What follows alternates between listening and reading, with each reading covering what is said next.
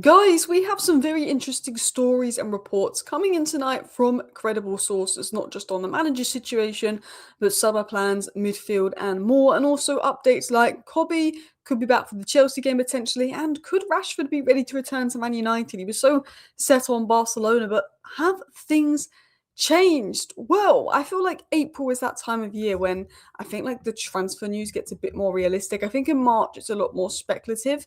And then when you get to April, it's like, okay, there could be something in this story. And then once you get to May, you're in transfer season itself. And I think the news is getting to that time of year where we just start to get a little bit more, not quite enough, but a bit more. By May, you kind of know who's going to be the manager. When we know who the manager is going to be, we'll get a sense of direction. We have an idea of who we want.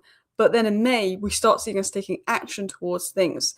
Now, we're going to talk about the manager situation. Ornstein's given an update. We're going to talk about Nagelsmann, some interesting updates coming in there. It's looking like Nagelsmann or Carrick, as I've said many times. But interestingly, Manchester United looking to sign 6 or 7 players. I'm going to break down who that should be. Ornstein speaks on midfield plans. Rashford and Onana open to returning. Onana, I don't think, has a place. Le Mans has been good. Vitek can come back. But I think Rashford potentially does have a place next season, which some people won't like to hear. And I think ultimately, considering he wanted out and his head wasn't at United, if we bring him back and his head isn't at United, it's probably not great. Look, I like Rashford, I'm a big fan of Rashford. I think he's a good player. And I'm thinking, like, if you're going to bring in 60 million for a winger that's very similar to Rashford, you might as well bring him back. But we'll talk about that in a second. And we'll also give some updates on the Maino situation. But I'd probably rather us sign a left winger than bring Rashford back. As much as I like Rashford and I do think he's a very good player, I just feel like his story at United is over. His headspace is gone. But we're not going to talk about that just yet. I want to talk about the Carrick situation and our summer plans. So David Ornstein did his Athletic Q&A and he went into a lot more detail than this, but I just put some bullet points of a few things that he said. And he said basically the goal was UCL. Carrick looks like he's going to deliver that unless things go massively wrong. If achieved, that's a huge boost to Carrick's chances of getting the job.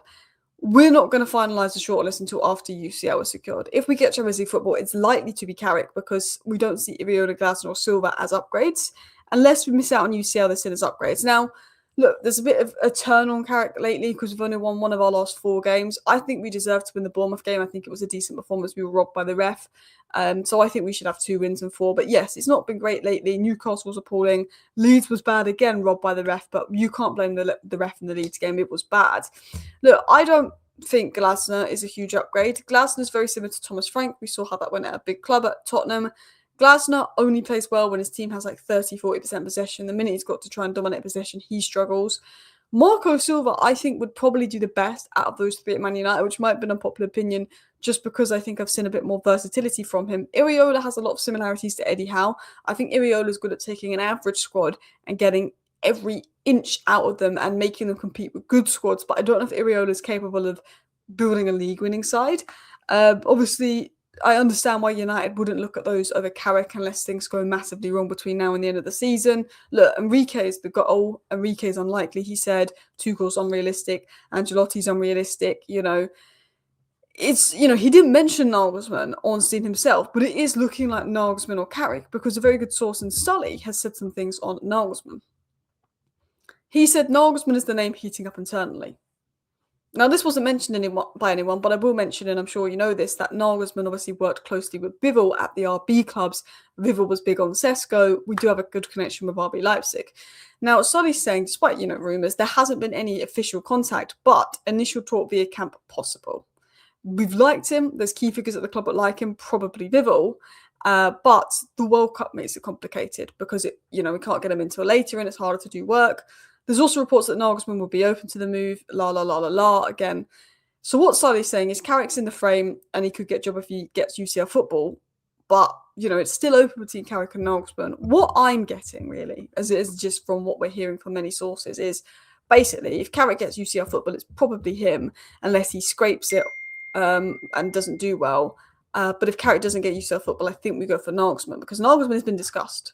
We're being told, we don't see Glasner or Iriola as an upgrade, whereas Nagelsmann is being discussed.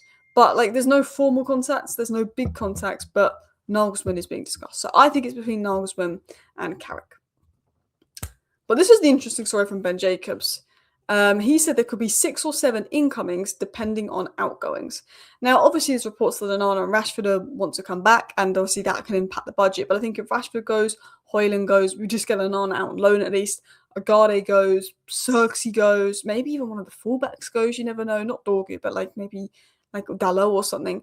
I think there could be 7 incomings because you've got to look at the players that will leave, that might leave, and also we had like 70 million put aside for a midfielder. We didn't spend in the summer. We had 65 million ready to spend on Semenyo in January. There's money there, and if we get Champions League football, that budget increases. Now, who would that be for me? So, look, there's other names on this list that isn't on this list that I would like. And look, I'm not saying Tonali or Anderson is realistic, and I'm not saying that we could get all 7 of these players. But number 1, I think, is an Anderson Tonali. I think that's who United see as their number 1. I think number 2, I would go for Matheus Fernandes. You could throw Wharton into that. You could throw even someone a bit different like Lucas Bergvall into that. I'm looking at someone that I think is predominantly an 8. You could throw Angelo Stiller into that. You could even throw some of the young midfielders out there like a Muzakitis into that as well. The 3rd, I've gone with João Gomes Baleba, someone to replace Agate. I would put Baleba in 1, but I just think he's dropping form. I'd rather have him as a 2nd option. Look, 4th, I've gone with Njai. Kvaratskhelia is the dream. It's never going to happen. I'll go with Njai. Because the left wing market isn't great, I would take Rashford over some options, but if you can get a Giant, if you can get Kvaratskhelia, that would be unreal. Left back, I've looked at Nathaniel Brown-Juve. I've not put Lewis Hall in there because it's just not going to happen. To be honest, Nuno Mendes isn't going to happen. They would be amazing. 6, I just put Senesi on a 3. I don't think we would, if we did those 5 signings, I don't think we'd have 50 million for a centre-back. Look, if we had the money, I would have gone for Slotterbeck, but he signed the new deal, was about to apparently. And then look, a striker, a Xerxes leaves. Personally, that is how I would do it. Look, if there's money for a centre-back, there's probably better options than Senesi, but I do like Senesi. I think he's good on the ball. I just think with Leacher, I think we have centre-backs. Luke Shaw, Leacher and Heron can play left centre-back. Euro Maguire and De Ligt can play right centre-back. There's 6 options there, but a lot of those names are injury-prone. I think bringing Senesi in would be good. And then you bring in a left-back, so we don't need to rely on Luke Shaw as backup left-back behind Dorgu. So that is what I would do. And I think we do need 6 or 7 players. And I think if Man United can recognise 3 midfielders, left wing, left back, centre back, striker, if Xerxes goes, then at least we know what we need to do. Do I think we sign 7 players? No, I think we sign 4 or 5, and I think we'll be short. I think we'll sign 2 midfielders, and we'll be complaining we didn't sign a 3rd midfielder. Some injuries happen, and we just got to hope someone from the academy bails us out. I think that's going to happen. I think we'll probably not sign a fullback, and we probably won't sign the 3rd midfielder, and we'll go into the season with 2 midfielders, a centre back, and a left winger, complaining we're too short. I think that's what happened because that's what happens every window. Not to be negative. So David Ornstein actually gave an update on Man United's midfield on his Q&A, and he said, obviously, Elliot Anderson is still the top target for United, but Man City are really strong rivals, and Forest want a record fee, and the fact that Elliot Anderson is already on 100k, Forest want a record fee. Elliot Anderson isn't pushing for a move. He's focused on staying up in the World Cup. It will make it difficult. He said United do have other options. We like Wharton, but again, expensive. We like Tonali and Baleba, but again, expensive. But interestingly, he did say, look, there's some under-the-radar options we're looking at, like Alex Scott and others that he didn't name, and I would probably put João Gomes in that list.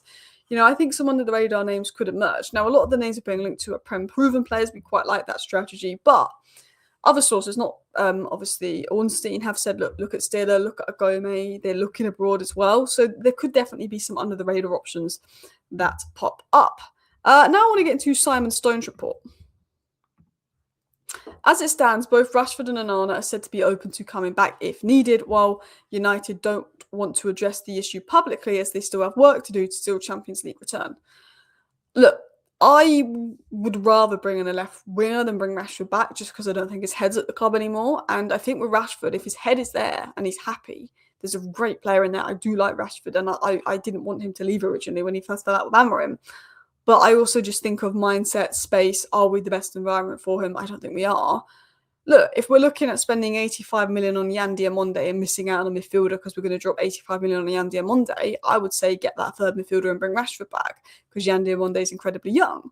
But if we're looking at bringing in a Njai, I would say then we'll look to move on Rashford because I think there'll be many clubs out there that would pay 30, 40 million, more than the 26 million we want for him. Onana is difficult. I think Rashford, you know, he was willing to lower his wages to go to Barcelona. I think if a top club comes in for Rashford, and considering we only want about 30 million for him, even if it's not Barcelona, I think Rashford will go. I think the only way I keep Rashford is if, like, there's not really many left-wing options out there that are affordable, and I think he's better than not bringing in the left winger, and I do like Rashford. Onana, get rid of all costs. The problem with Onana is he wants to come back. He's not going to take a wage cut. We're basically going to have to pay for him to go on loan like Sancho. I think Rashford will go. But obviously getting Champions League football as well. Onana's not going to go because his wages are going to go up 25%. And then last but not least, Sully did say that Kobe did take part in group training today and is in contention to be part of the squad against Chelsea, but the next 24 hours will determine his availability. Considering we've got no centre-backs, I really would like Maino to be back for the Chelsea game because Maino actually does a lot more defensive work than he gets credit for. Casemiro likes to go forward and be involved in the goals, and Maino stayed back a lot to cover that. Agate wasn't versus Leeds, and we conceded more XG versus Leeds than any other game this season. Not blaming it all on the guy, but I'm just saying. Thank you for watching. See you next time. Bye.